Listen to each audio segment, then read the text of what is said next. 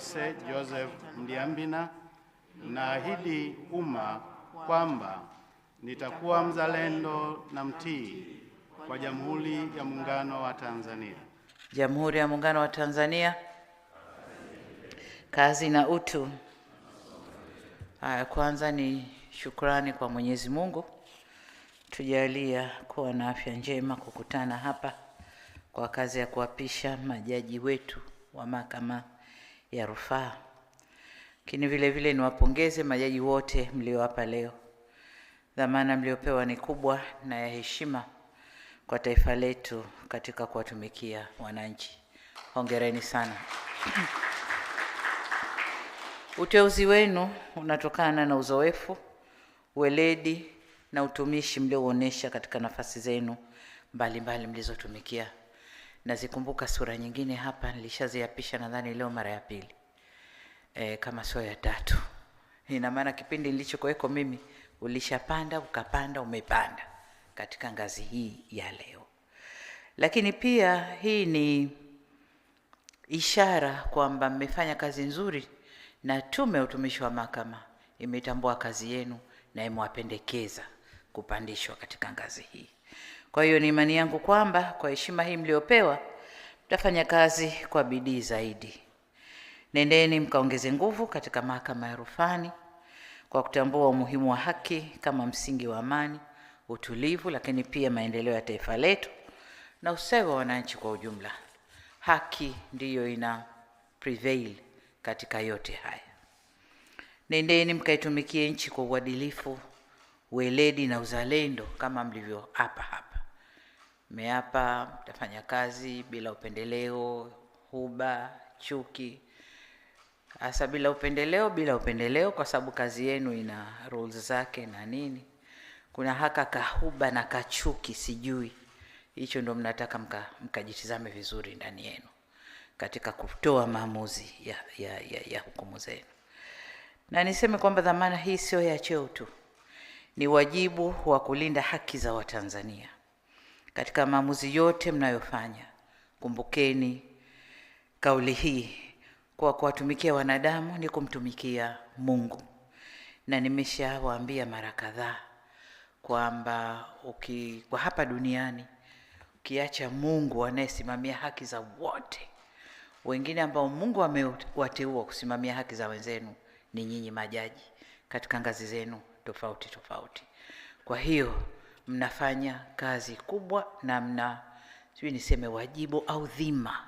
Mna dhima kubwa kwa nchi hii katika kutenda haki, kuhakikisha haki za wananchi zinapatikana, lakini si tu za wananchi, hata haki ya kusimamia taifa lenu iko mikononi kwenu. Kwa hiyo wale wenzetu wanasema the service to humanity is serving to God. Kwa hiyo mnapohudumia wananchi kusimamia haki, mnatumikia kazi ya Mungu pia. Ndugu zangu, kwa kutambua umuhimu wa swala la utoaji haki, serikali imeendelea na itaendelea kuchukua hatua za kuimarisha uwezo wa mahakama zetu Tanzania ili iweze kusimamia vizuri eneo hili na kwa ufanisi.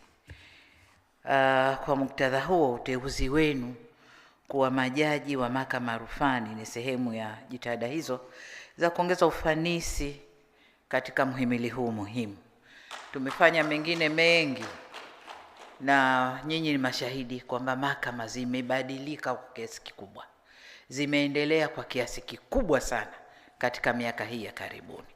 Kwa hiyo sasa ni kuongeza watu wenye dhamira ya kufanya kazi, wenye uwezo wa kufanya kazi, lakini wanaosimama kwenye mstari mzuri wa haki. Mahakama ya Rufani ndio ngazi ya juu kabisa katika utoaji haki katika nchi yetu. Kwa hiyo kila uamuzi mnaotoa una uzito mkubwa, si kwa wahusika washauri pekee, bali pia kwa taasisi zetu, mwenendo wa jamii na tafsiri pana ya sheria nchini. Yote yanawaangalia nyinyi kama wasimamizi wa haki kwenye taifa letu. Hivyo basi nendeni mkalinde heshima na uhuru wa mahakama. Lakini pia muendelee kuimarisha uwajibikaji nidhamu na maadili ndani ya mhimili huu muhimu.